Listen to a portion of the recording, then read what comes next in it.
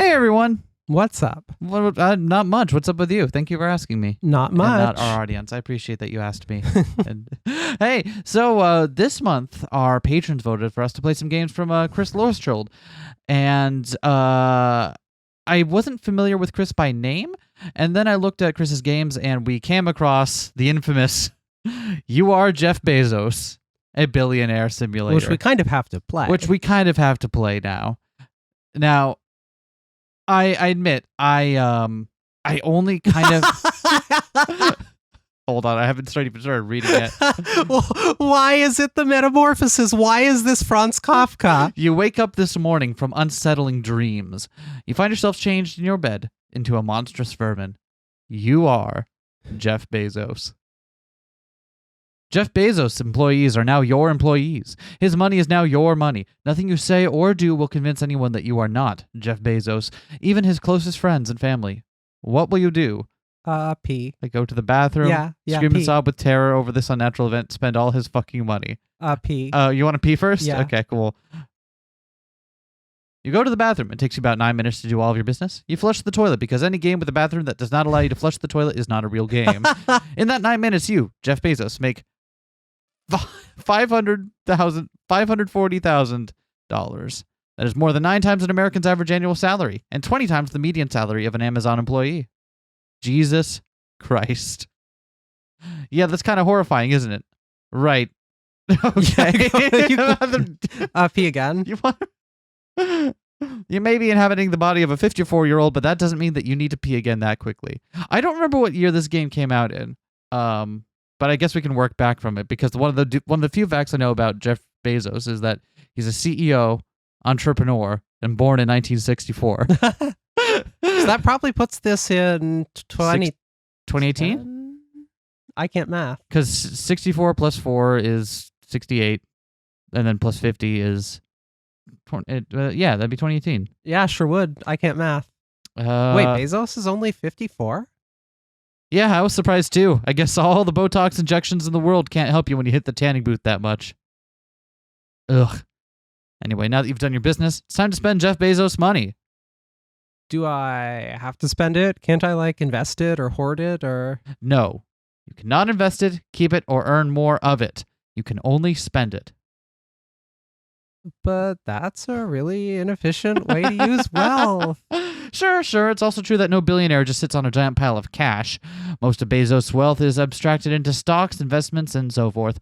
But that's not the scope of this simulation. This simulation is about spending all of Jeff Bezos' fucking money. Well, all right. Jeff Bezos' current wealth is displayed on the left, but below are some of the things you might consider spending it on. Pay off student loan debt. Even Jeff Bezos isn't rich enough to pay off all student loan debt. Luckily, that debt is imaginary. We can make it go away at any time we want. We can. I mean, I also have bigger thoughts about how money is fake. Yeah. Actually. Yeah. But in the short term, yeah, we can just make that one go away if we want to. So I think that... Where do you want to start? For 4 years each.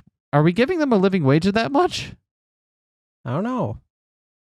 I feel like repairing Puerto Rico is a pretty good goal, and we'll probably have enough left over by the end of that and whatever we earn in the meanwhile to also end homelessness. Yeah, and that's okay, good, because we fucked up Puerto Rico. We should at least kind of... I don't know if we'll... you know what, come to think of it, I don't know if Jeff Bezos has enough money to fix every single problem the U.S. has created in the world, but we can damn well try. Let's pay personal taxes. Nah. Let's repair Puerto Rico. You repair every ounce of damage Hurricane Maria has done to it's Maria, not Maria. This isn't Japanese Maria. Has done to Puerto Rico. It'll take some time to enact repairs, and nothing can be done to bring back the thousands of lives lost due to federal negligence, but the island is at last on its way to real recovery. At $139 billion, this action represents roughly the limit of your personal wealth. So, good thinking getting this one out of the way first. There's still some smaller things you could take care of, though. Great, let's see them. If we go to the bathroom a couple more times, we could probably get to end homelessness. You get a phone call on your personal line from your main financial advisor, apparently distressed. You ignore it. Good job decimating rich man's wealth so far, by the way. You've gone from $156 billion to a mere $170 billion. And 17. 17 billion. I got a degree in math. Did you know that? I've got a math degree. From 17 billion to 540,000 and a few clicks of a button. If only you could manufacture guillotines this easily. Let's see. Double every Amazon employee's salary, support 10,000 artists and residents for 4 years each. I like the electoral college one. Wait, why can we pay to do that? We shouldn't be able to. Why can we pay to do... Hold on. I've got concerns. I mean, yes. It's just the gritty realism of it. How do you think every other political decision gets made? Strictly speaking, the only thing necessary to abolish the United States Electoral College is the vote and ratification of 3/4 of the Union, or 38 states. And politicians are very cheap to purchase. An average Senate seat costs $10 million, but you can win over sitting senators for less than that.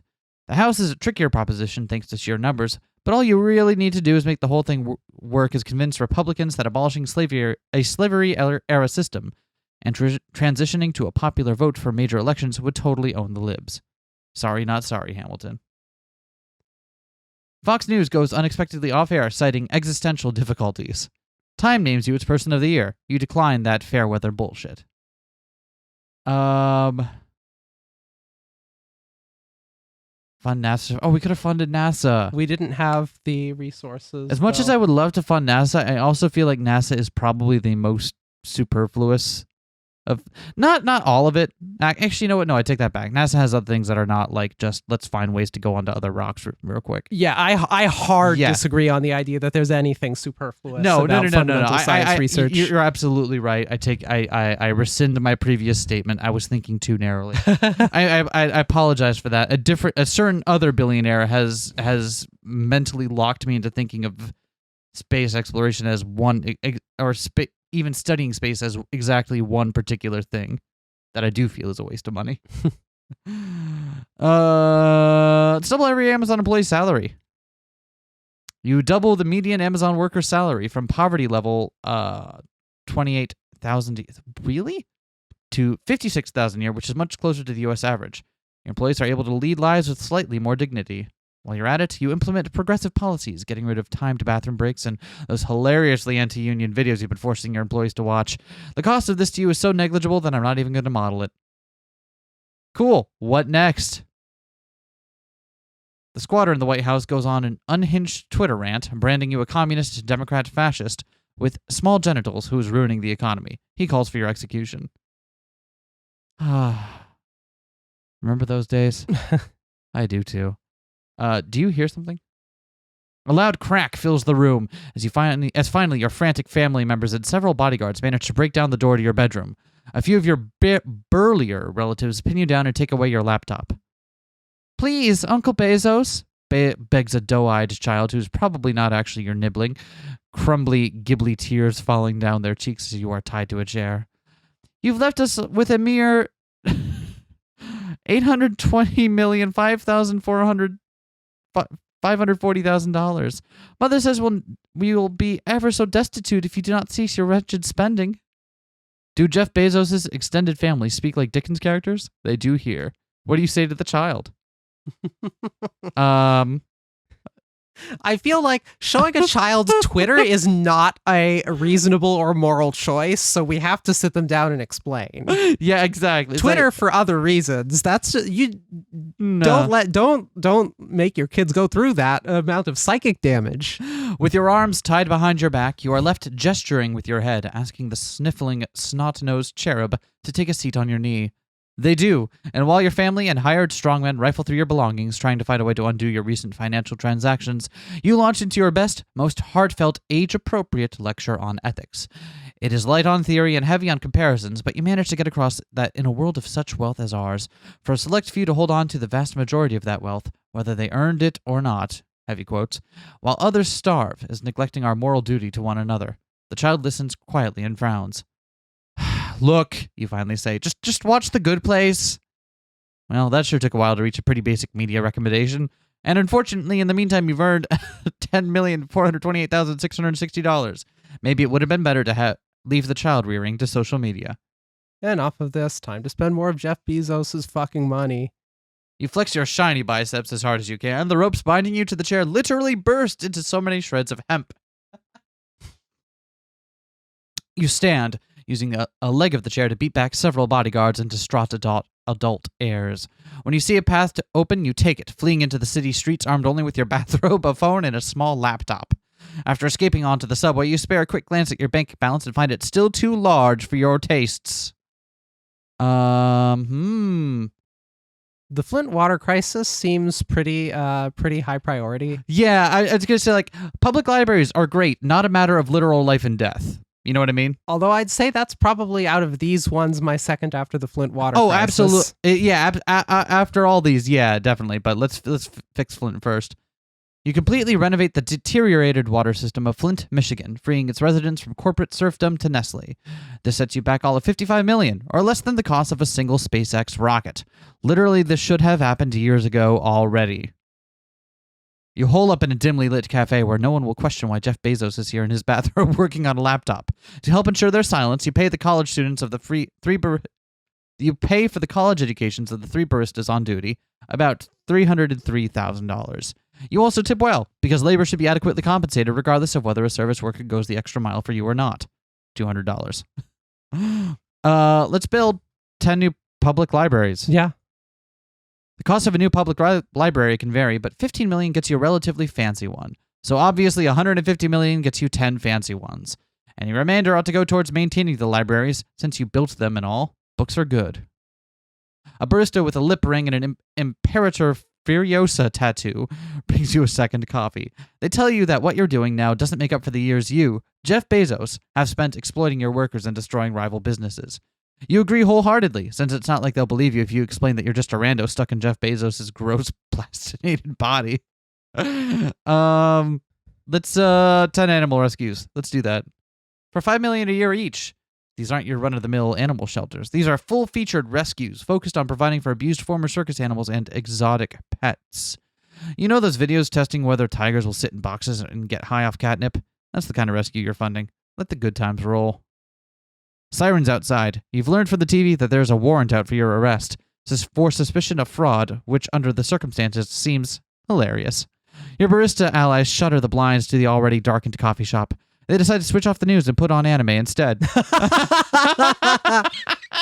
Oh, that reminds you. Let's bankroll a second season of Monthly Girls Nozaki Kun. I haven't seen that one. What, do you know that anime? I've not seen it either. I remember when everybody was all about it. Fans around the world rejoice. $3 million is a little high for one anime cooler, but also Japanese animators are criminally overworked and underpaid, so you see that the remainder goes toward their salaries. Yosh. One of the baristas has given you away. It was an accident. They forgot they left location data on while tweeting on the Bezos is Bay hashtag. Before you know it, you have the entire local police force at the cafe's front door. You scan your list for something quick to spend some of Jeff Bezos' money on while the baristas arrange for your escape through the back. Graduate student loan seems reasonable. Oh yeah, let's do that. The average graduate student has $57,000 and $600 in loan debt. Your friends are anything but average, of course, but you also probably don't have 1,000 of them. So $57.6 million should cover you either way, plus a few hundred strangers. You spend any leftovers organizing a games studies conference, including covering transportation and hotel expenses for all speakers. Todd Harper does the opening keynote, and Matty Bryce oversees the wine tasting session. No speakers over the age of 45. You and your barista accomplices race through the city's back streets, cannily avoiding police blockades and Amazon locker locations. Twice you are nearly cut down by weaponized delivery drones, but you manage to dive out of their firing range just in time. The drones record you as KIA in their online tracking system anyway, thus buying you a precious few minutes. Huddled behind a dumpster, you find the barista with the lip ring has sustained a deep cut to their arm. Use your cleanest $100 bills to dress the wound. Promise to pay the barista's hospital bill if it gets infected. Bills aren't clean, though. That's like... yeah, that's going to immediately get infected. Yeah. Inform the barista that you will fully cover their medical expenses if that cut gets any worse. They give you a sour look and say nothing. It is clear they aren't impressed. Okay, let's try to reach the sewers. Well, I don't... Money is disgusting. Yeah. I don't want to put that in your wound. Yeah, that will make it so much worse. It's no use. Sewers actually aren't all that spacious, and also manhole covers are really heavy. The police catch up to you while you're swearing and nursing your stubbed toe. Maybe you should have run out of your luxury apartment wearing something sturdier than slippers. You and your 3 barista allies are arrested on the spot. Oh. You and your college-aged accomplices are each charged with resisting arrest, the most fascist bullshit charge. No disagreement. Additionally, you are charged with 1 account of destabilizing capitalism, while the 3 baristas are charged with pirating anime. So let's bail everyone. Pay bail for baristas and everyone else in the city's jail system. Yeah, let's do that. You pay the cash bail for your 3 coffee-making accomplices, as well as the entire jail population of the city, about 12,000 people. The police, catching wise, put your own bail at an absolutely unheard of... funny.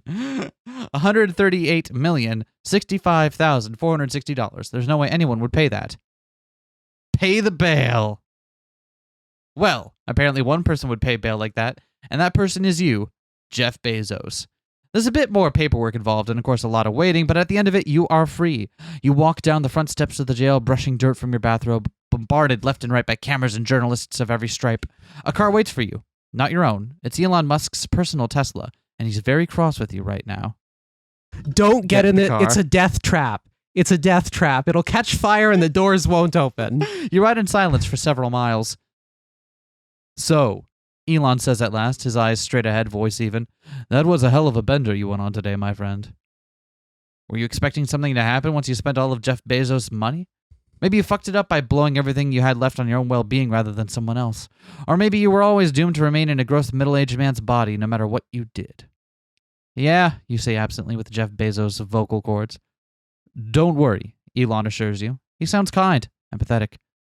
I have been in your shoes, the voice says. You wonder about the implications of that. We can totally start a GoFundMe for you now. The subtlety of Musk being like, oh, don't worry, I'll help you set up a GoFundMe. We got neutral end. Yeah. I wonder if we did choose to spend a bunch of money on ourselves at the end there to get out of jail on bail. Oh, you're right. Should we not have bailed ourselves out? I don't know. We had other options. You know what? It would have ended with Jeff Bezos in jail at the end. Yeah. True. Maybe. Wait. Completion progress. True ending. Oh my God. Okay, hold on. We'll do one more. Okay. You are Jeff Bezos. So let's scream and sob with terror this time. You spend some time howling and tearing at your flesh with unfamiliar hands. It doesn't do any good. You are still Jeff Bezos. How do I end this? I'm no expert, but you may find a way back to your real body if you spend all of Jeff Bezos' money, thus disintegrating his physical form. That doesn't make any sense. Look, waking up in the body of a billionaire doesn't make much sense either, but this is what we have to work with. Believe me, it's not too pleasant from this end either. Anyway, even if spending all of Jeff Bezos' money doesn't get you back where you're supposed to be, you'll still be the hero who spent all of Jeff Bezos' money. But there's so many smarter ways to use Jeff Bezos' money. I could invest it. All right. Well, all right. Let's try some other ones here. end homelessness. Yeah. That was definitely the one I was going to do next, but let's do that right now. You eliminate homelessness in the United States. Every person living in the U.S. now has the guarantee of a roof over their head. This costs you $20 billion, or a trivial 12.8% of your starting net worth. You still have $136 billion. I'll soon change that. Let's hire some teachers. Yeah, let's hire teachers and pay them well. You'll hire 100,000 new teachers for a median salary of $58,000, covering their salary for the first 4 years of their hire. This comes around in at $22.4 billion for you, or about a third of the annual U.S. education budget. In an interview, Betsy DeVos praises your actions as the free market in action. In response, you lure her off to a remote area in the upper Midwest, promising to show her a designer mansion with 5 different styles of windows. When she gets there, all she finds is an abandoned shack without plumbing and a distinct lack of yachts. A++. So,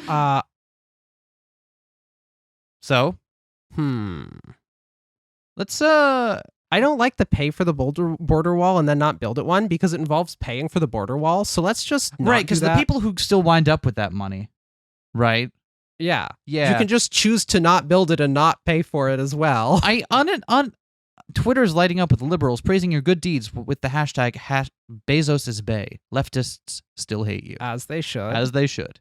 I feel like paying personal... This one is a weird one because it depends... Like, I also hate that one because it'll all just get shunted into whatever bullshit. right, like in principle, right?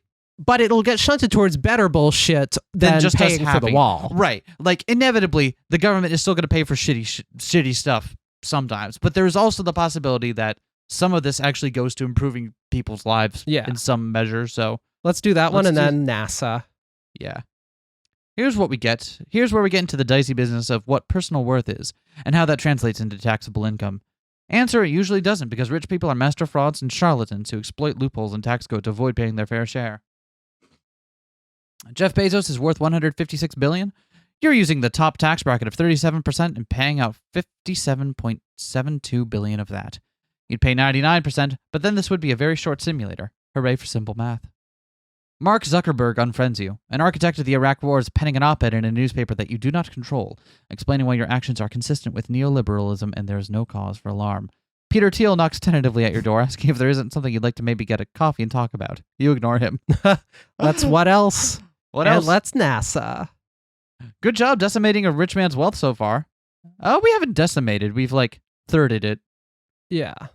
Let's NASA. fund NASA. NASA. Rather than squander your money on private spaceflight vanities, you put a solid $20 billion towards public astronautics, equal to NASA's annual budget. Mitch McConnell calls you, thanking you for saving Congress the trouble of paying for that society of eggheads for a year. You make very clear that the $20 billion is in addition to its federal allotment, and any attempt on Congress's end to slash the budget next year will mean all Congress people are banned forever from your private space cruises. This is a lie, of course. You've already dismantled your private space agency, and once Grimes convinces Elon it's the 420 blaze it millennial thing to do, he'll follow suit as well. Or she'll dump him.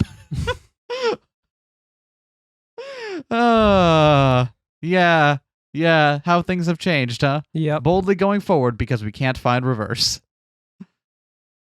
Alrighty. So now we can do like all of these, right? Yeah, let's pay let's start with doubling again. Yeah.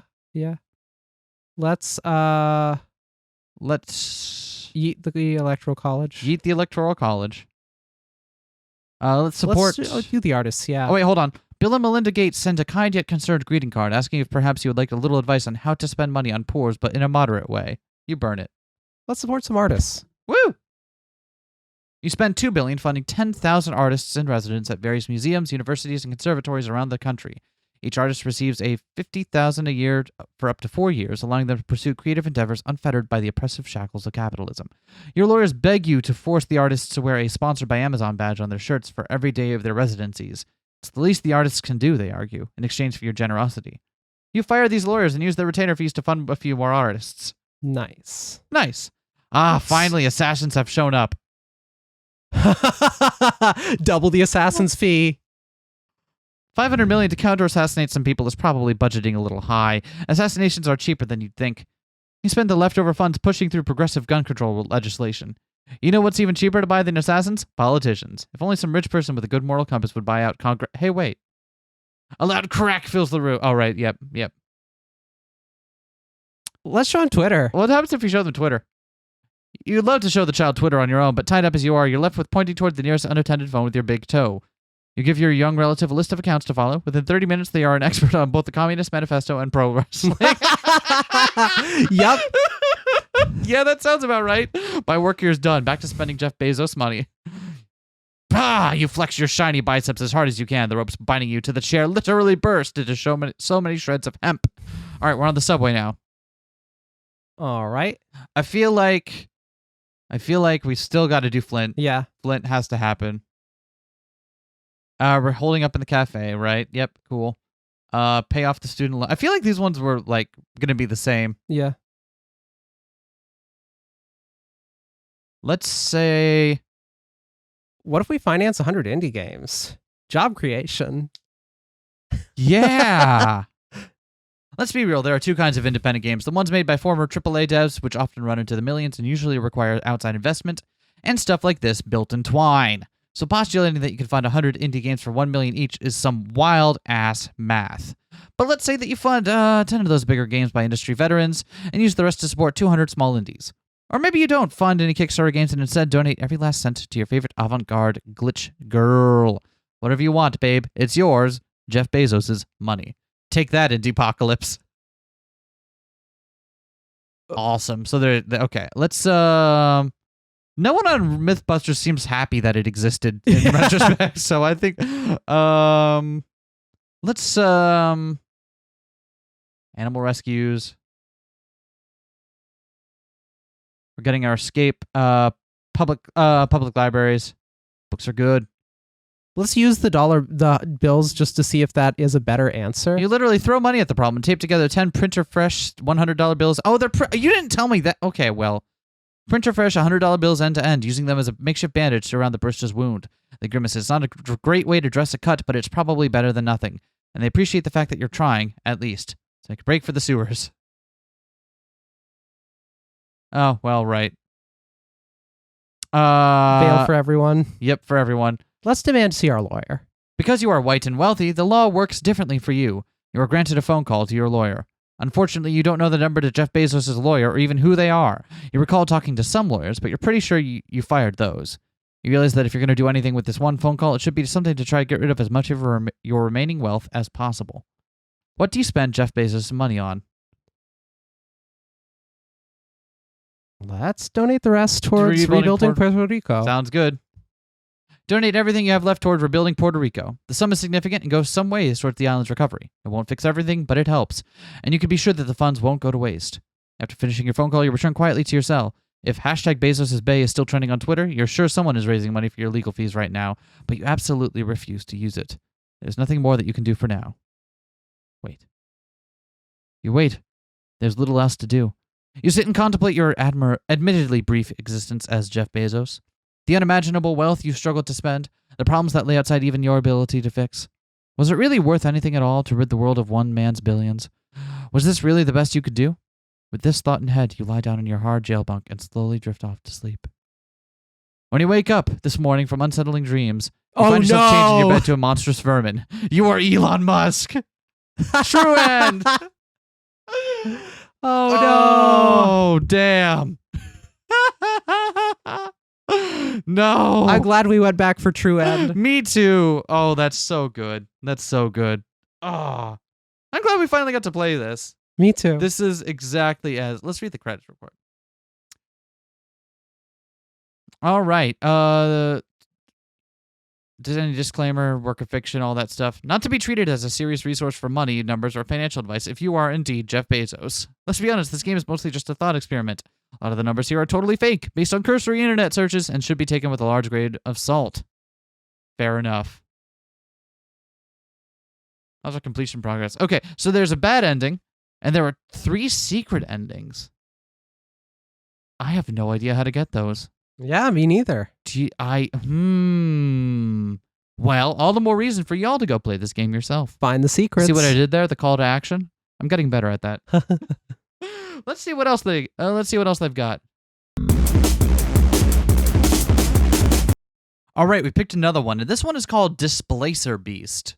And I like the artwork for it already. I voted for this one in honor of the recent printing of Displacer Kitten, the new goodest boy in mono blue. Yeah, you would bring it back to Magic the Gathering. I really would. Warning! This game contains written descriptions of gore, animal death, emotional abuse, and fleshy abominations. Good stuff. Wake. You break the surface of sleep and roll your head onto its side, shapes glimpsed through a syrup haze. Long black hair, gently tangled, spreads over the pillow beside you. But Alma left 2 weeks ago. You unfurl your arm for the warmth of the bedding to touch the hair with your fingers. But Alma left 2 years ago. Pinpricks of static, a cobweb of gray-black fur clings to your fingertips. Oh. Ah! We don't normally adopt out black cats during October. The volunteer explains as the cage lock comes undone with a rusted squeak. No shelters do. Too many weirdos want them for satanic rituals and shit. I thought that was just an urban legend, you say. Have you ever actually had that happen? The volunteer shrugs. Call it an abundance of caution. Anyway, we don't have a lot of people coming to take a look at Old Man Moses, so we thought we'd make an exception. Old Man Moses is massive. 23 pounds, left ear clipped, a single impassive eye visible beneath the amorphous clouds of black fur. I heard the vet gave him 6 months to live, but that was more than a year ago, you say. The volunteer regards you carefully. You can give him a good home, keep him comfortable, but that's about it. He's living on borrowed time. Your older brother is waiting outside when you return with the carrier, cradled like a baby's casket in your arms. He takes a look at Moses through the wire grate as you get into the car. The hell is that? I thought you were getting a pet. You cast about mentally for a reason your brother would accept. He looked lonely, maybe, or he was cheaper than the kittens. Your brother shakes his head, already starting the ignition. No reason you could give could ever actually meet his approval. You're a year apart, and all he's ever felt for you is contact embarrassment. Next time you want to throw your money away, have someone else drive you. He says, like you've done all of this just to inconvenience him. Don't worry, you say. Moses is going to live forever. At home, you set the carrier down in a quiet corner and open the wire door. Nothing sticks its head out. You stop to peer inside. In the far back of the carrier, a furtive mass of undifferentiated darkness suddenly ripples, and you see a flash of tarnished silver reflection, twin fish scales of sickly underwater phosphorescence. Satisfied, you leave Moses to get adjusted and go update your Twitter followers. Or rather, you try, but all the photos you took at the shelter are just slightly off. In some, Moses' head is out of focus. In others, the lighting is so bad that he appears as a dark smudge in a corner. They're not even good awful, just boring awful. She's the one with the phantom second tail. Yeah.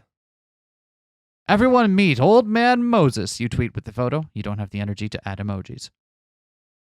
Come on. Reads the first reply 36 seconds later from that one junior colleague who's always vaguely passive-aggressive at you on social media. Nick Furry was right there and you didn't take it? Who even does this? You could push back and say the shelter named him, or you could just tear into the guy in his fucking superhero movies, or maybe just soft block him.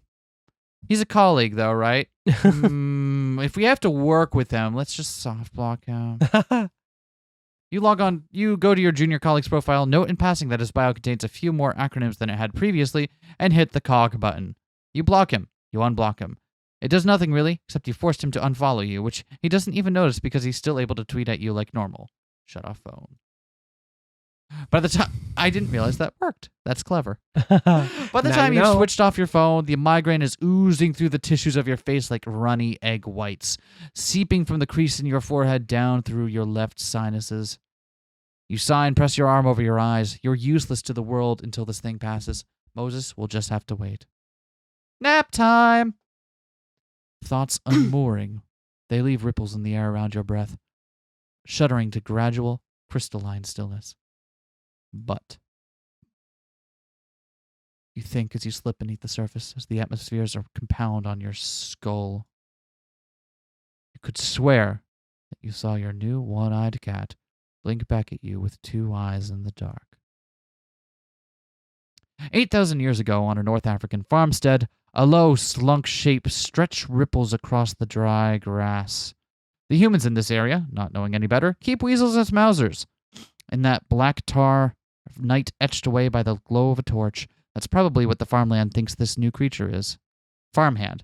It's just a stocky, large-skulled weasel with foxfire eyes. To the cat, the human must look even stranger. Top-heavy, reared up on its hind feet, nearly hairless, stretched beyond elasticity into a lumbering, pathetic, half-blind giant. The human must look like it needs all the help it can get. We really do. Yeah, right? You drag yourself from unknowable molasses dreams, joints crackling like a thawing insect as you unbend from the chair. Outside, the last shard of sunlight is vanishing behind the rooftops. You hear a plastic rustle from the kitchen and a raspy, plaintive meow. Crepuscular. That's what cats are. Most active at dawn and dusk. The magic hour. Is that the word for it? Crepuscular. Pretty good word. True that. I'm feeling mighty crepuscular. Me too. I feel like I get, when morning comes around, I'm super awake, and then the middle of the day comes, and I'm just like, I don't want to be awake anymore. And then evening comes, and I'm like, yeah, I'm awake again. And then the night, and I'm like, I want to sleep now. Moses' sense of smell has brought him as far as the cans of tinned wet food you left in a bag at the foot of the fridge. He watches you with a kingly swish of his tail as you peel open one of the tins and spoon some of its deboned contents into a shallow saucer. Moses sinks his whole squished face into his food as soon as you set it down in front of him. Well, it's good that he has an appetite. And the vet at the shelter was right. The old man will take any medication so long as there's enough gravy covering it. Gentle pet? Pet the cat. You pet the cat. Yes! You pet the cat. Yes! You can pet the cat in Displacer Beast. Let's check his face. Awesome. You crouch down and, politely as you can manage, brush the tufts of fur out of Moses' face so you can get a better look. He gazes up at you with a single eye, flatworm tongue lapping ineffectually at the brown-pink globules of meat byproducts smeared around his mouth. You feel your chest cave in on itself with a relief you can't define. "Aw," you told old man Moses. "What a messy eater you are."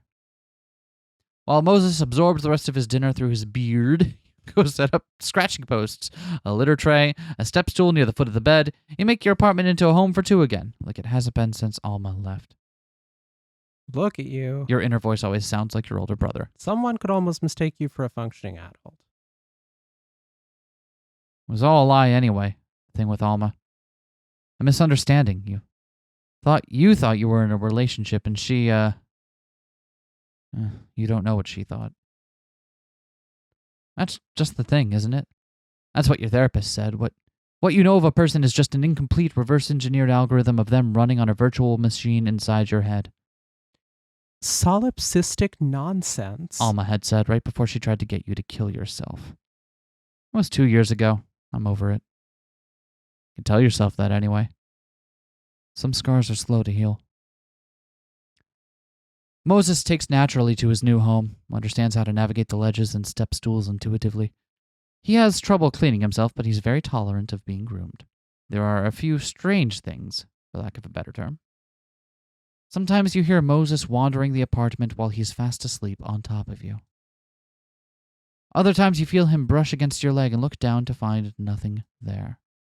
Once you find him on the windowsill watching squirrels and realize that you've parsed his silhouette backwards, that he's actually watching you.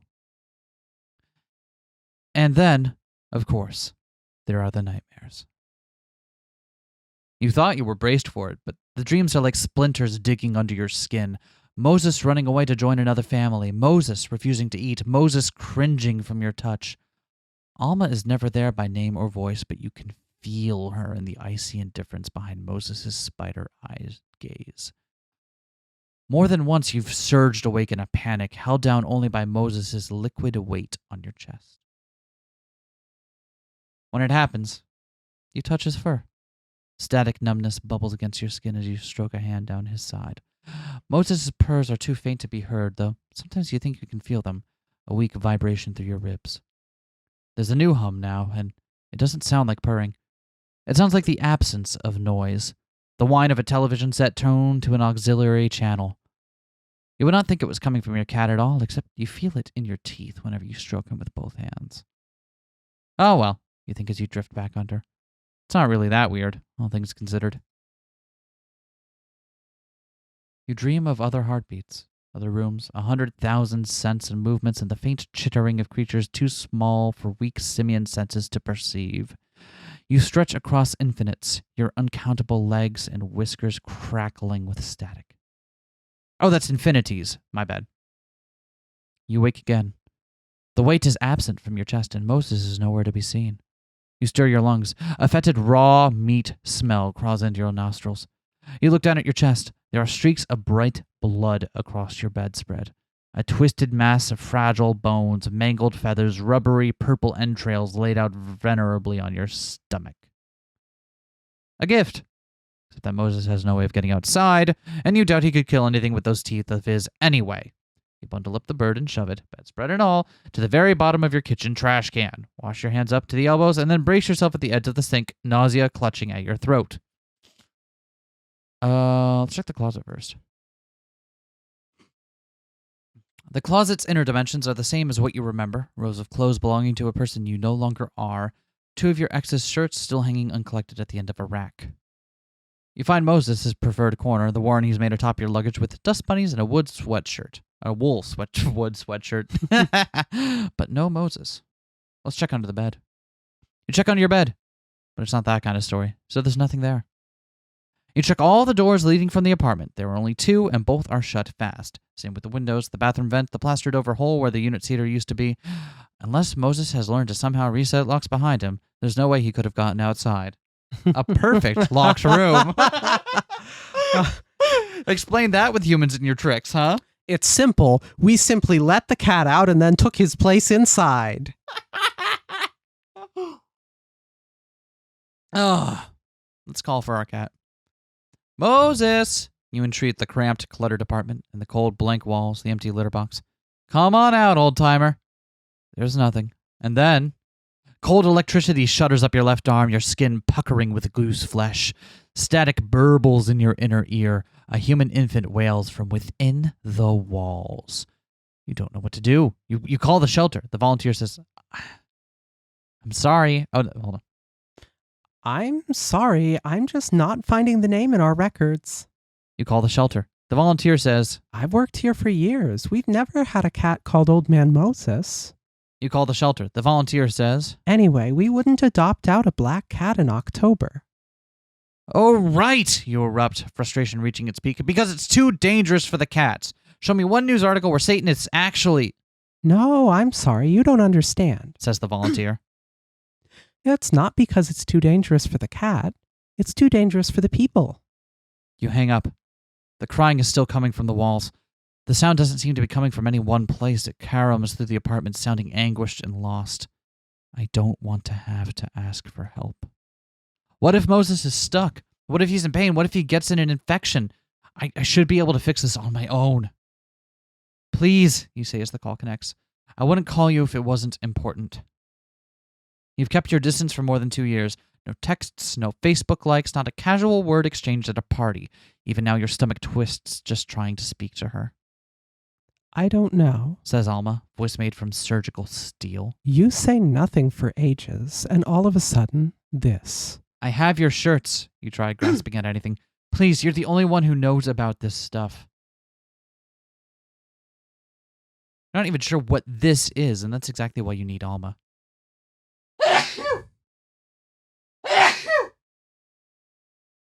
I'm good. She'd know if this was someone's idea of a prank or just a byproduct of your own mental distortions. Whether she'd care is another matter, but at least she's fond of cats. When she finally appears in your doorway, she looks thinner than you remember, hands jammed inside the pockets of a wool coat meant for someone with somewhere with weather. I want my stuff first, she says before she's even over the threshold. You have your shirts in a bag for her. You know, you start. I went through a friend about getting these back to you 2 years ago. I don't remember. Alma breezes. Maybe she really doesn't. Maybe you just dreamed up that mutual acquaintance. Who knows? She plucks the bag from you and sets it aside by the doorway. Like overnight luggage she can grab and run if need be. Thanks. You take her through the apartment. She presses her ear to the plaster, trying to pinpoint the source of the noise coming from within. You sure it's not just a neighbor's kid? She asks finally, though you know she knows better. What few families used to live in this area were driven out long ago to split up the units into college student cubicles. Any loose baseboards? Cats can squeeze into anything they can fit their head through. Not Moses, you say. His body is 80% arthritis. Alma shrugs off this information. Maybe he got in and can't get back out. Do you want my help or not? You do another sweep of the apartment, pushing furniture around until finally Alma finds what you're looking for. A wedge-shaped hole in the baseboards directly behind your bed. It wasn't there before. You're sure that it wasn't, but you're afraid of what Alma might say if you mention it. You pick up the crumbling baseboard and try to imagine Moses fitting his head through a gap like that. Even a mouse would have a tough time of it. You're fairly certain you don't have those in this building. Cockroaches, crickets, and brown recluses, sure, but not mice. I don't really think this is it, you say. I'm pretty sure I'd noticed any cat-sized holes in my walls. Cats can squeeze into almost anything, Alma insists. You have any treats we can lay out? You lay out scraps of cold cuts while Alma scratches at the wall, her nails producing the chittering noise of countless small legs. It sends an unwelcome chill up your back.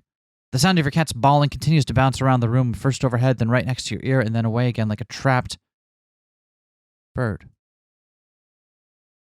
You remember the bird on your bedspread. What if Moses didn't need a hole to get through a wall? What if the senile old cat just ambled his way straight through one and then got stuck coming back? You pick yourself up, leaving Alma to the hole in the baseboards while you follow the cries through your apartment. There's still no pattern to the movements that you can detect, but there's no way. What if there's no way to detect it? On this level of reality, at least. Before I continue, would you like a primer on tesseracts? Yes, we would. What happens if I click tesseracts? You click the words, so you probably require a definition. Okay, fine. Fair enough. A tesseract is another name for a 4-dimensional cube. It's not easily visualized except by way of analogy, and that analogy usually goes thusly. Imagine you hold a 3-dimensional cube above a sheet of paper, and then shine a light down on it so that the cube casts a shadow. The shadow. A shadow. A shadow. Thank you. The shadow is 2-dimensional. If you had no concept of a third dimension and saw the shadow, you would only perceive it as a possibly weird-looking dark oblong.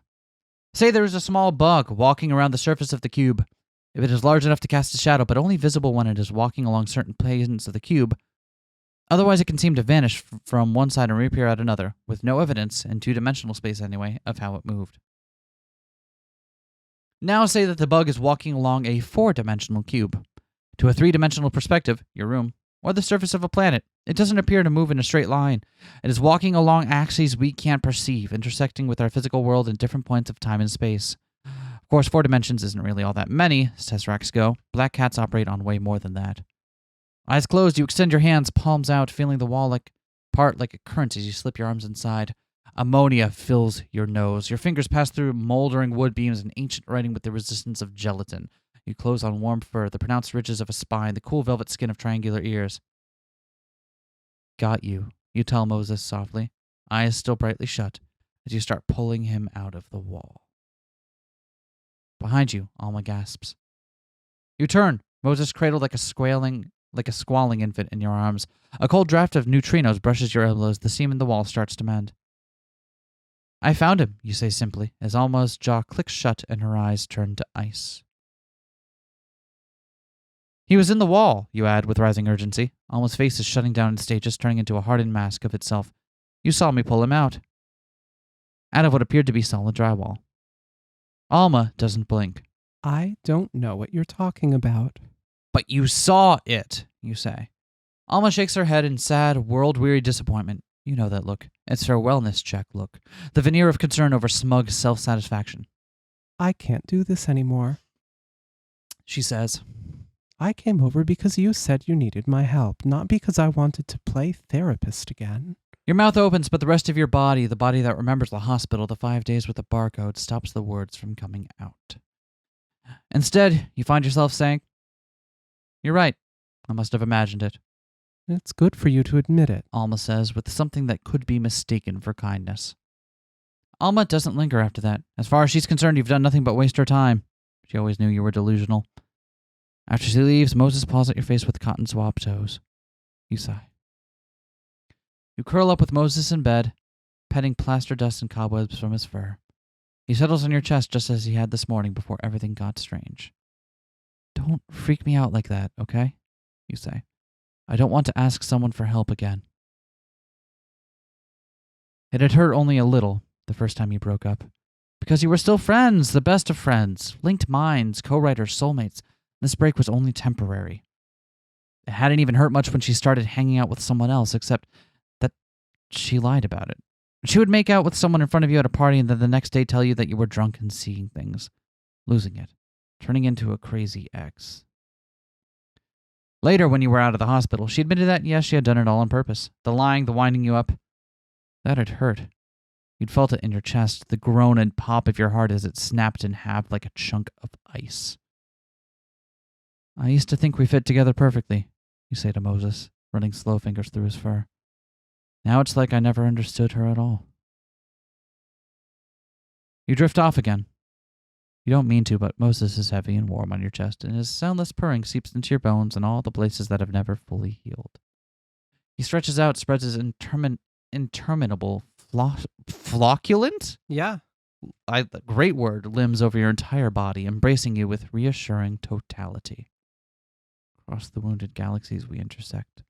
Poison of dead sun in your brain slowly fading. I think, Alma tells you on a park bench, that all of human relationships are about forcing our traumas on one another. Without warning, without even realizing that's what we're doing. We press these festering open wounds against each other's flesh in the belief that somehow doing so will make us whole again. You look up from where you are stitching your and her thighs together with catgut. I'm sorry, you say. I don't know how else to make it work. Your nose and throat are dry with soot. Above you, the ceiling is black. No light shines from outside. You fumble for your phone in the nightstand, but you feel nothing above your cat's warm fur, his bent legs, the ridges of his spine. You reach for the lamp. Wefts and mats of light-sucking black hair cover every available surface under the sallow, incandescent glow. It trails down onto the tile, into the grout and baseboards. Crescent moon claws retract and extrude over rippling flanks of loose skin, dozens of notched ears fluttering at the slightest touch of hair. You push at the many-toed paws kneading into your flesh and of your stomach and taste ancient grasslands, scent the furtive fear of rodents within the twitching in the bright dark. You feel the paralysis lance through your joints when the torchlight catches you and flatten under the farmhand's shouts. Run away, you think, crackling electrical impulses zigzagging across the middle of your brain matter. You touch sallow-veined ears and hear galaxies, the far-off thunder of supernovae and salt-rose threads of radiation. Millions of years compress into an instant. A moment dilates into eternity. The bruising, ember-scorched lip of a black hole's event horizon. You tug at the blankets, the warm liquid pliancy of mammalian flesh like soft inner ribs, mother's milk, knitted proteins. You feel yourself on all fours, spine cameling, one crackling vertebra at a time, the sensuous entropy of your rabbiting heart. You see yourself from the outside, beyond breath, beyond voice, beyond waves and particles. You are clumsy, half-blind, in need of all the help you can get. It takes you many millennia to cross the distance to your phone. Centuries more to fumble with its slippery screen using leathery paws. I can't ask for help again. The tears well up in your many eyes, St. Elmo's fire flashing in the expanding dark. I should be able to solve this on my own. The infant's wail rising in your throat before the call even connects. I'm sorry, you plead into the phone. I promise this is the last time. Alma makes a noise of disgust. I'm not falling for this again, she warns you. You need help, and I'm not the one who's able to give it. I'm not making this up. I don't know all of what's happening, but I know it isn't my job to clean up after your breakdowns. She saw the same things you did. You know. She knows it isn't all in your head. There's nothing wrong with me, you want to shout back at her for all the good it will do. Maybe you're better off not saying anything at all.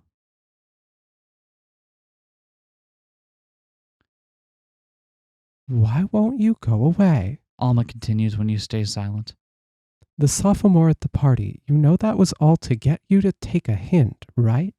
We were never going to go back to being friends. The words cut into you beneath your ribs, cold and caustic like raw bile. I know that now, you say at least. It's fine. I'm over it. And yet, here you are, trying to infect my life again. You're sick, Alma says. You've been sick since before we met, and I'm not taking responsibility for it anymore. It shouldn't have been put on my shoulders in the first place. You hear her break off with a scoff, the sound of her hand brushing over fabric trying to wipe something off. And don't you dare say sorry, she adds. Just stop calling me. I don't want to deal with your weird drama ever again. It's bad enough I got your cat's hair on me, and now it's all over my apartment. What? You ask, but she's already hanging up with a moan of disgust. You look around at the remains of your apartment, the black furred walls thrumming with their subsonic purring. It could just be ordinary cat hair at Alma's place, but nothing about Moses has been ordinary. Interesting. What are you feeling? I don't know. I don't care anymore. Fair enough. You let what is going to happen, happen. Even from within the softly undulating walls of your apartment, you can sense it. Moses is spreading everywhere now. Not just your home, not just you, but everything you care about, Alma included. Just wish I could understand her, you said into the dark, and the dark listened. Your awareness spreads as Moses does, the electric impulses of your thoughts diffusing through undifferentiated ectoplasm. You taste it on your fingertips as Moses, miles away from you, reaches into Alma. You feel her revulsion giving way to terror on your many-layered tongue as his fur spreads through her apartment just as it did yours, massing like an aggressive black mold. Moses lashes through her walls and floorboards, great white claws sawing through the physical matter in sprays of stardust. She falls to her knees as he enters her flesh, gouts of terror streaming from her body, bright as search beams of the devouring dark. That escalated. I mean, yeah, it did. She said not to say I'm sorry. Well, maybe she was right to want to get rid of you. Maybe you clung more than you realized, but that doesn't mean what she did to you was right. It doesn't mean that she can keep hurting you now, turning everything back on you, making it all about your illness. She never cared that you were sick. She just saw an opening to hurt you. Hot tears boil from the waxy shell of Alma's face. Moses is in her brain now. Her thoughts, everything that she is, was, will be.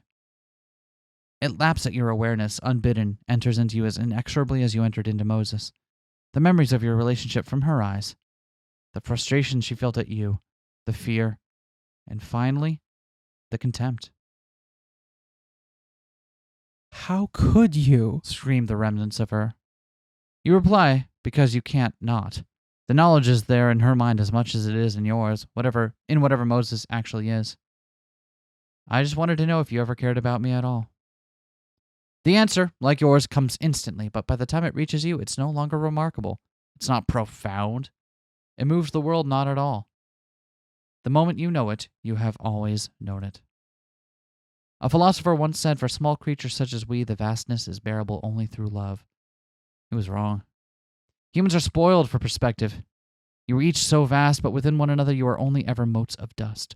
Moses exists on a scale much grander than humanity was ever meant to perceive. This is true of all black cats.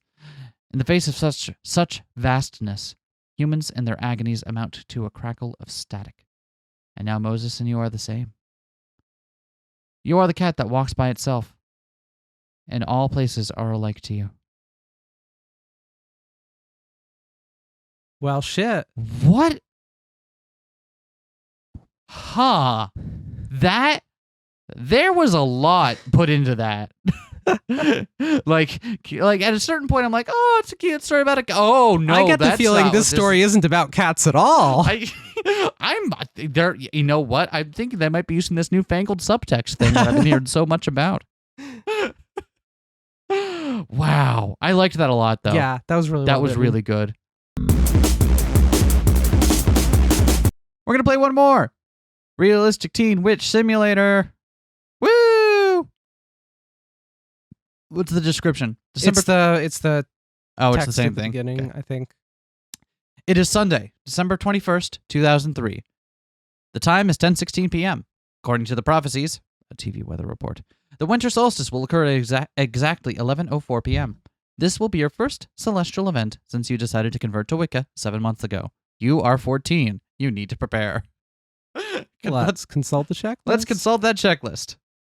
According to the ancient traditions credibly described to you in a paperback book you picked up at a New Age store in a strip mall, these are the materials needed to perform the dedication ritual for the winter solstice. 1. An altar. 2. An altar covering. 3. A wand. 4. A robe. 5. Candles. 6. An altar stone. 7. Fruit. 8. A knife. 9. A lighter. And 10. A pentacle. You need to gather all the prescribed materials before the ritual can begin. Let's view our wand. You must construct your wand from sacred materials before you can proceed with tonight's ritual. Checked items have already been collected. A focus stone, several pieces of wood, something to fasten it all together. You still require materials to complete the wand. How about the candles? According to your book, it is customary to have 4 colored candles marking the cardinal directions of your ritual circle. Checked candles have already been acquired. There's a yellow candle, a red candle, a blue, and a green. You haven't yet gathered all 4 candles. Fair enough. Let's search. As it is a Sunday night, your siblings and mother are already asleep. You should move quietly to avoid waking them. Where do you search first? Let's search our bedroom first, in case there's anything just around. Your own room seems an obvious choice. You already have a lot of witchy stuff in here. Your nightstand is the oldest thing you own, a piece of solid maple wood inherited from your grandmother. It probably has mystical energy, so you converted it into a shrine of sorts, with your collection of rock, crystals, incense, and assorted divination books. The table runner on the nightstand is a small piece of navy blue fabric, about 9 inches by 12. There's a large pentacle in the center, done in sickly yellow-green ink, probably a printing error. Looks fancy enough. You could use it as an altar covering. Yeah. All right. How about the wooden box? The wooden box atop the nightstand is your mother's, carved with an intricate, abstract pattern and inlaid with mother-of-pearl birds. It looks ancient and powerful. It'll be several years before you realize you can buy these for $10 at any department store. Inside the box is your collection of crystals and templed stones purchased at a New Age stores and museum gift shops. Any of these would probably be suitable for your altar or as a compliment in your wand. Let's take the agate. I like agate. The agate is a deep blue purple, fading to a translucent gray at its tip. It is roughly pyramid-shaped with a good, flat base. You consult your gem chart. Purple agate is a fire gem used in healing. It signifies intuition, confidence, and maturity. Let's use that as our altar stone. All right. Place the purple agate into your canvas bag. It feels faintly warm at your hip, but that could just be the canvas itself. Let's choose a wand stone. And let's use tiger's eye. All right. The tiger's eye is about the width of a quarter and roughly cubic, tawny yellow terminating to a deep coffee brown at its base.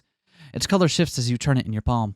Your gem guide says its tiger's eye contains the powers of both the earth and the sun, meaning it can be considered both an earth and fire elemental stone. It is used to guard against psychic attacks. You're not sure what those are or how you would recognize one. Let's use that as our wand component. You now have the wand stone. Woo! Yeah. Let's look at the drawer. The single nightstand drawer is filled with random junk, assorted magical items, such as hemp bracelets and a leaf with an interesting pattern. None of it seems very useful for tonight's ritual, unfortunately. The nightstand itself. Come to think of it, shouldn't the nightstand serve as a pretty good altar? Just need to relocate a few items to your bed, and you should haul it outside for the ritual. Let's choose the nightstand as our altar.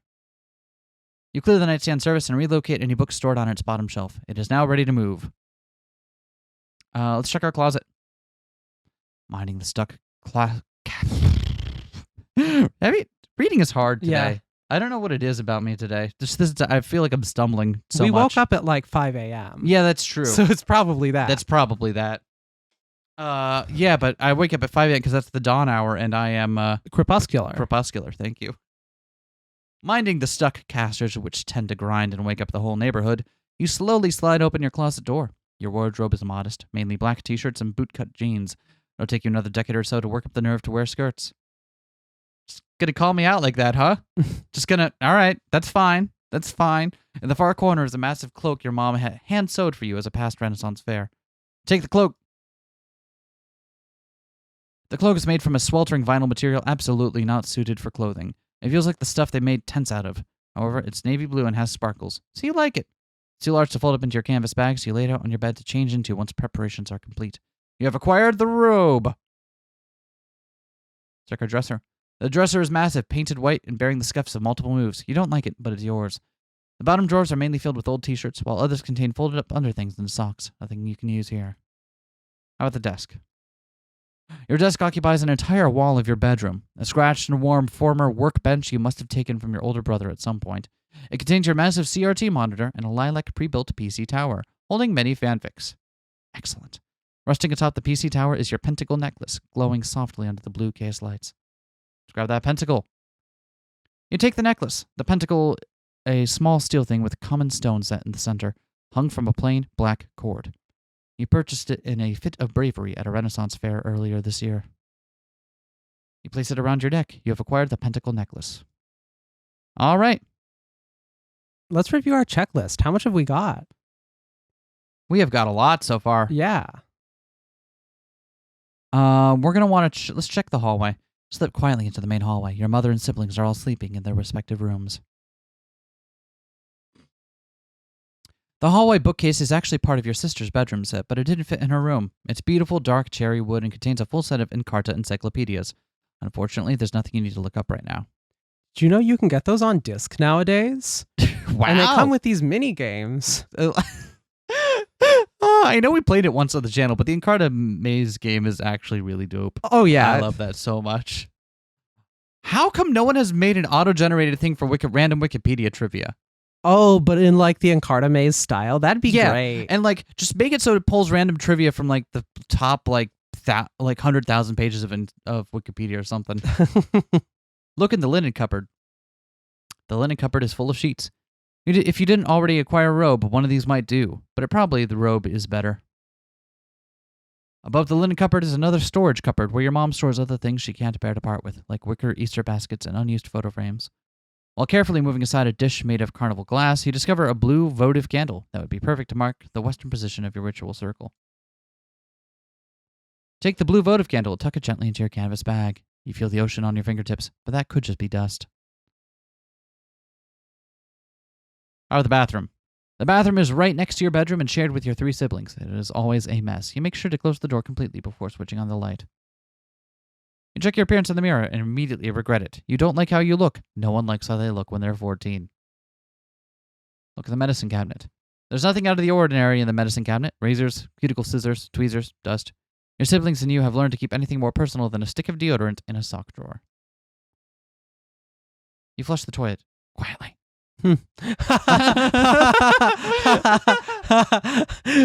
Callback. What? Brick joke. From what? You Are Jeff Bezos. Oh my God, you're right. You are absolutely right. Wow. Check the bathroom drawers. The right-hand drawers contain rolls of toilet paper and spare towels. In the single left-hand drawer, you find you and your sister's hairbrushes, scrunchies, and a handful of rubber hair ties in various stages of disintegration. You could probably use some of the old hair ties for your wand. Select 3 mostly intact white rubber hair ties and place them in your canvas bag. Required a binding material for your wand. Kitchen. The kitchen tile is cool and sticky underneath your bare feet. Check the countertops. You look into a large salad bowl on the counter, expecting the pile of absolutely inedible red delicious apples your mother often gets from an old neighbor. For better or for worse, there are no apples. There is an old lemon, though. Let's grab that lemon. The lemon is a little squishy under your fingers, so you make sure to handle it carefully. You wrap it in a bit of paper towel before sticking it in your canvas bag. Let's look at the fridge. Midnight fridge raids are a celebrated family tradition in this household. Unfortunately, there's nothing in here to use for the ceremony. How about the silverware? Working slowly, you slide the silverware drawer open by tiny increments, careful not to rattle its contents. Normally, there should be a big stack of steak and carving knives to the right of the organizer tray, but they all seem to be in the sink or the dishwasher tonight. There's a butter knife, though. The lemon is squishy enough that it might be all you need. Take that butter knife. You slide the ordinary steel butter knife out of the drawer and look at it over under the moonlight. There are a few dried water splotches, but it's acceptably clean. You place it in your canvas bag. All right. How about the living room? You creep toward the living room, your ears tuned to the sound of breathing. Your little brother is sprawled out on the couch, deeply asleep and snoring softly. You proceed carefully. Of all your siblings, your little brother is the grumpiest when he first wakes up, and he also has no concept of an indoor voice. The fireplace is old red brick work, crumbly and ash-streaked, with a genuine fire pit burning genuine logs.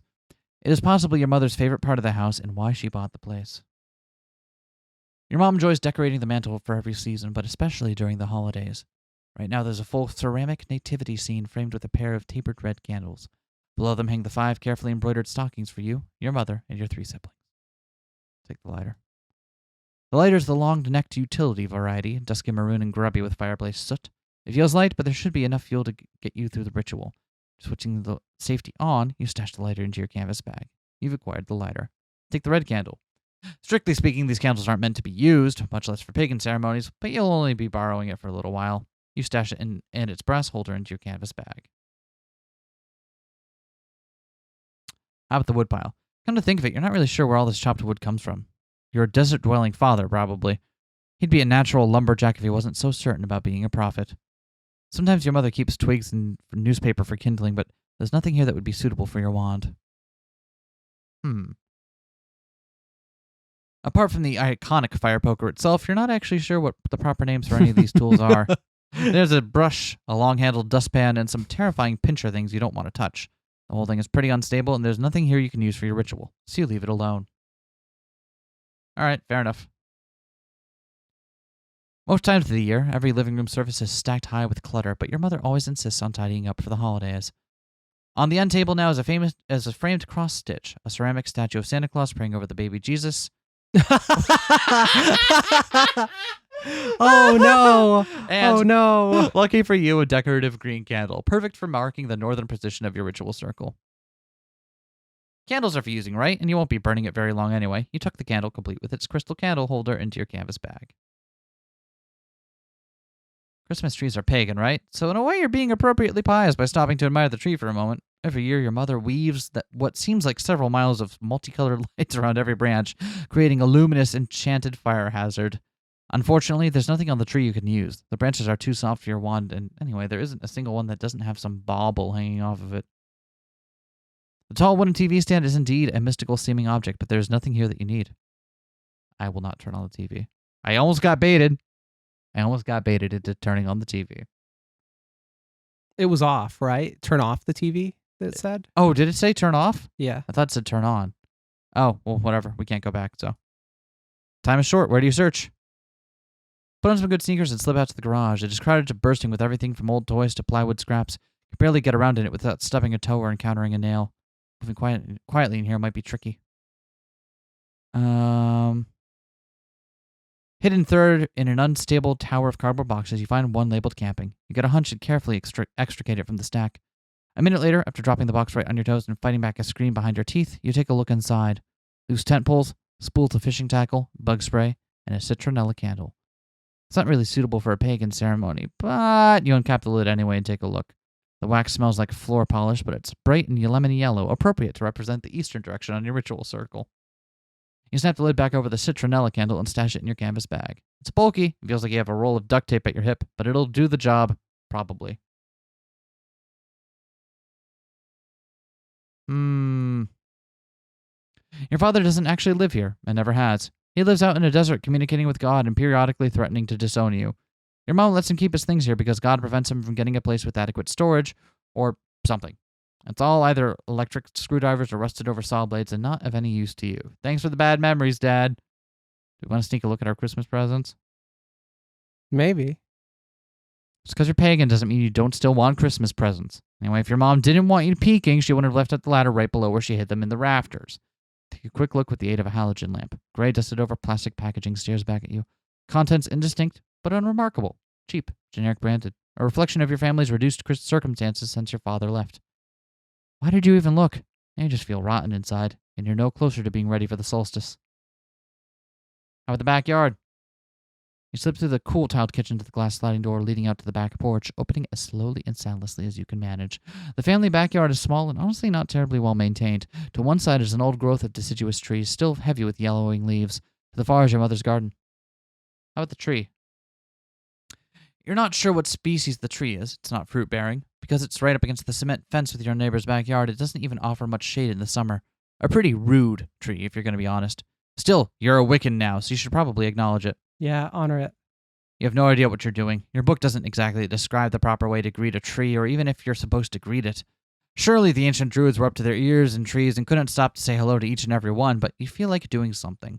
You dip into a short bow, more like a curtsy, and murmur something uncertain about dryads, and then think of the tree for its gifts and blessed be and all that. Afterward, you feel like a real dork, but you tell yourself it's probably more appropriate to say something before you steal bits off of a living organism.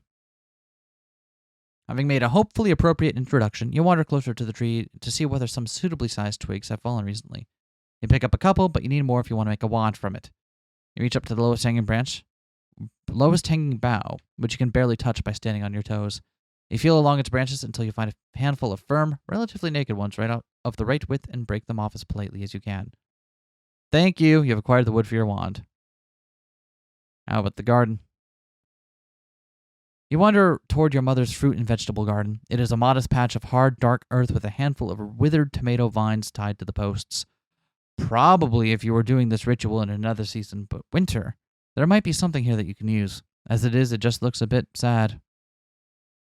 Out the open grass. This is a nice patch of yard, about 10 feet square, fairly level. Pokey, dried-out grass stabs at the soles of your feet. This would be a suitable site for your ritual.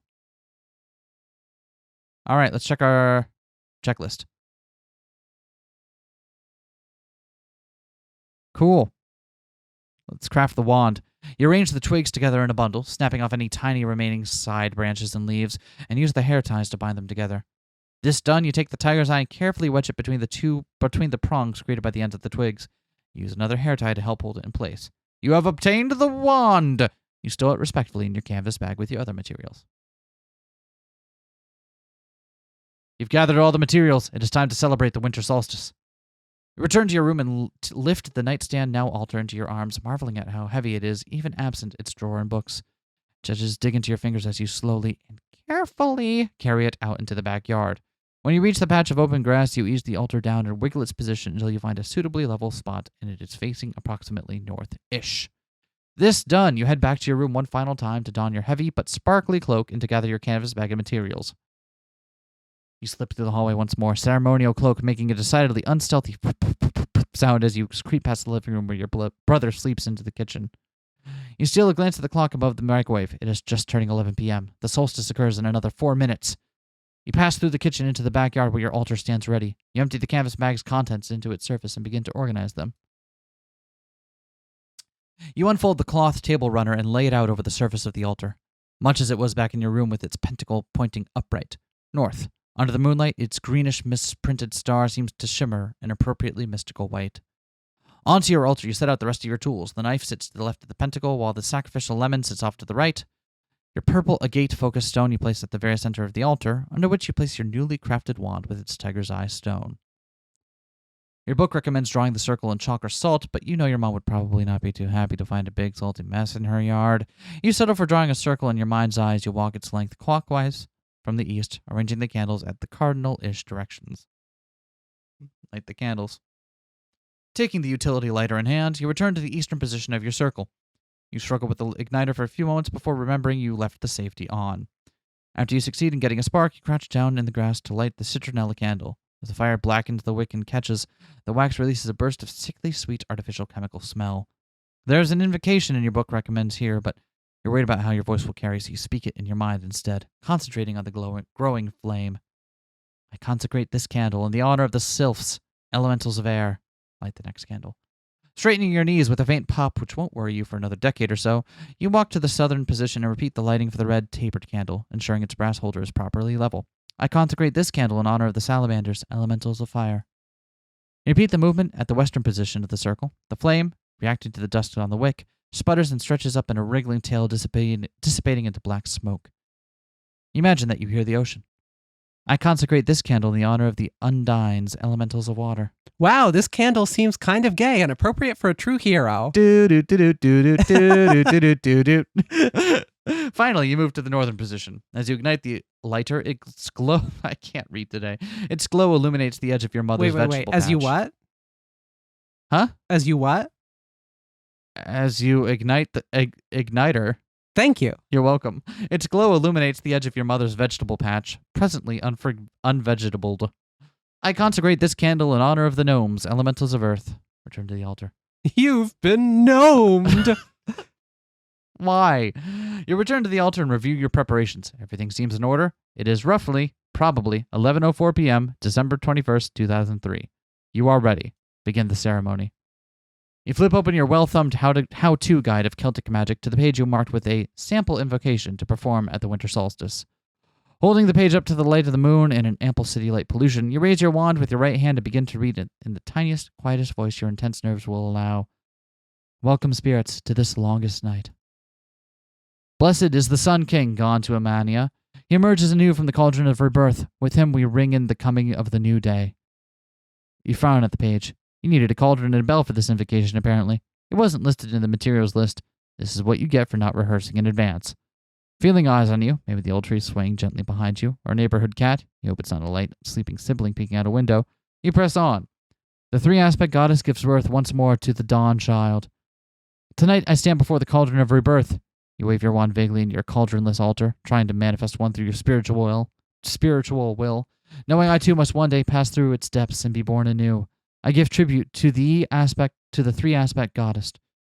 You perform a small juggling act for a few moments, tucking the book under an arm and setting the wand aside so you can grab the slightly squishy offering in your impromptu ritual athame. Perform the sacrifice! You press the rounded tip of the butter knife against the skin of your over-ripened offering. The lemon feels soft and uncomfortably fleshy in your palm. Dribbles of house-warmed juice rolling down into your hand as you manage to cut through the rind. Maybe you should have left the paper towel under it. The lemon's too soft to cut a proper section out of, but you make a suitably sized hole in its side and hold it over the pentacle at the center of your altar while trying not to drip onto the table runner. The knife's purpose now complete, you set it aside and consult your book again. I offer you this bounty of the earth, O triple goddess. To the maiden aspect, may your seeds of joy and the new beginnings take root in me. To the mother aspect, may the gifts of your strength allow me to bring my goals to completion. To the crone aspect, may I learn from your wisdom and come to understand that which I do not yet know. You scan ahead slightly. More mention of the bell you don't have. You decide to just take the lemon with you as you walk around the ritual circle, starting from the east again. Rejoice, O spirits of air. May the sylphs of the east welcome the dawn child. The citronella candle's flame flutters near the edge of your robe. You'll take that as acknowledgement. You walk to the southern position of the circle, streaks of lemon juice now sliding down your forearm under the robe. I feel like I haven't taken the moment to just laugh at how silly this is. Oh, I love this. This is so good. We're trying so hard. Oh, my God. We're doing our best. We're doing our best. Rejoice, O spirits of fire. May the salamanders of the south welcome the dawn child. The tapered candle is looking a little slanted. You crouch to right it, making sure it's properly secured in its base. A drop of wax lands painfully onto your thumb, and you fail to suppress an ouch. You take that as the sign the fire elementals are getting impatient. Rising and padding toward the western part of the circle, you're grateful that you can say this next part without glancing much at your book. Rejoice, O spirits of water. May the undines of the west welcome the dawn child. The blue votive at your feet has settled its flame now that the dust has burnt off. Its fire now a shy and steady bead of purple against the dark grass. In your hand, the lemon is feeling pretty soggy and unpleasant. You decide to move along to the northern position of the circle. Rejoice, O spirits of earth! May the... You hesitate for the smallest of moments, squashing down your mental image of these creatures, which is definitely wrong and shouldn't feel as silly to you as it does. May the gnomes of the north welcome the dawn child. You've been gnomed. Share this with your friends to totally gnome them. You return to the altar and gently place the lemon at the center of your pentacle, after setting the wad of paper towel down first, just to be safe. Your sticky left hand, you'll just have to suffice with shaking a few of the droplets free and trying to touch as little as possible as you transfer the book over to it. Taking up your wand again in your right. Hail, O gods of the woods! Hail, three-aspect goddess! May your divine will bring light from the darkness and new life from the cauldron of her birth. I give you honor. Trail off. You suddenly feel hot again. No, you feel prickly all over. You feel painfully aware that you are a misshapen 14-year-old standing in their backyard in a silly hand-sewn robe, holding a wand made out of twigs and reading out of a book you got at a strip mall. You don't feel a divine presence. You don't feel salamanders and undines and gnomes and sylphs wandering the edges of your invisible imagined ritual circle. You don't feel watched over by goddesses or sun kings. You feel stunted and closed off from a vast universe of greater things, born too wrong to appreciate them. This is just how it's always been for you. This is how it was when you tried your father's religion. This is how it was when you read about Judaism, Buddhism, Islam, Taoism, like you're a rock lying at the bottom of an ocean of life you can't even perceive. If you have such trouble believing in even one God, how are you expected to believe in many? I don't know. Maybe this is just pride, normal teenage contrariness, a craving for difference lacking real spiritual hunger to fill. You push through the rest of the invocation. I give honor to the old gods and ask your blessing. Merry meet and merry part and merry meet again. Blessed be. You lower the book onto the altar. It thumps unnaturally loud to your hearing, ears stinging from the chill or something else. You rest the wand atop the book and grab the butter knife, going one last time to the eastern position of the circle. I bid farewell to the sylphs of the east. You blow out the citronella candle, its emergency yellow glow fading into a dull ember. You go to the southern position and do the same. I bid farewell to the salamanders of the south. I bid farewell to the undines of the west. I bid farewell to the gnomes of the north. You return to the eastern position and extend your butter knife / improvised a thame over the line of your invisible circle. You gesture a quick surgical stroke in the air just above the imaginary salted line. You can fantasize, if you like. The spirits in the circle are dissipating, ancient energies melting away into the night like steam. Time to clean up. You return the citronella candle to the garage, the green and red candles to the living room, the blue votive to the hallway cupboard. You slip the knife into the sink and the gouged lemon into the garbage disposal. You wash your hands. You haul the altar back to your bedroom where it becomes a nightstand once more, hang your robe back up in the back of your closet. You let the wand remain how it is, resting atop the nightstand with the other recently shifted clutter. You'll organize everything in the morning. Let's leave it on. Yeah. You climb into bed with the pentacle still hanging from your neck. It feels unnaturally cool against your skin and digs into your chest a little when you roll onto your side. You decide that you should feel accomplished, even if it all turned out a little awkward. After all, you're only a novice. No coven. and friends with whom to discover all this together. Next year, you say to yourself, you'll at least try to have the script memorized in advance. It's 11-something p.m., December 1st, 2003. A Sunday. Around you in the other rooms, your mother and siblings are sound asleep. Maybe. The winter solstice has passed. In a few hours, the sun will come up. You are still 14. I liked that. Yeah. I feel like that did a fantastic job of capturing that particular brand of like being 14. of being 14. It's an experience that most of us have had. I skipped 14 actually. I did 13 twice. Oh, I feel sorry for you. Yeah, me too actually. It was a bad decision in general. I really liked these. Yeah, these are good. Yeah, these like I'm a big fan of Kris's writing after having read these. It looks like Kris also worked on some other stuff. So if you liked this, go check out what else Kris has done, because this is all phenomenal. And thank you again to our patrons for voting for Kris this month. Yeah, for our featured creator. We had a great time. It's always delightful to see what folks you bring to our attention. Yeah, I feel like I love that we still get to play Twine stuff on this channel. Yeah, and I am always happy when we get another opportunity to do that. Thank you again to all of our patrons for supporting us for another month. It means a lot to us that you enjoy what we do and want to keep supporting us, and I hope that we keep doing stuff that you'll enjoy far into the future.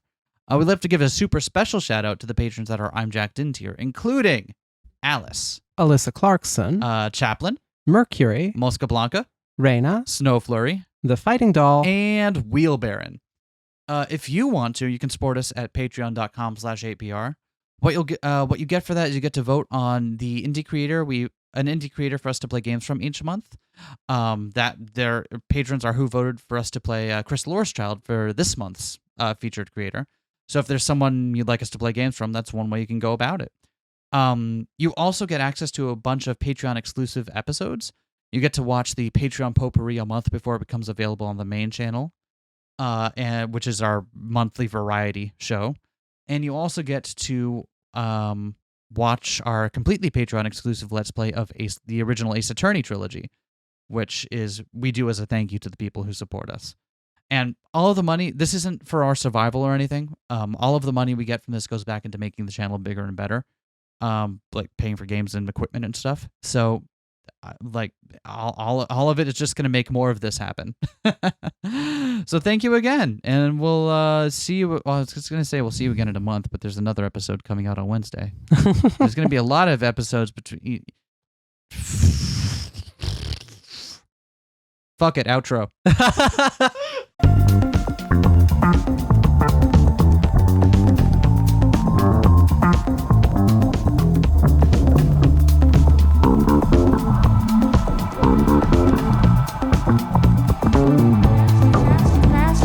Smash that like, comment and subscribe.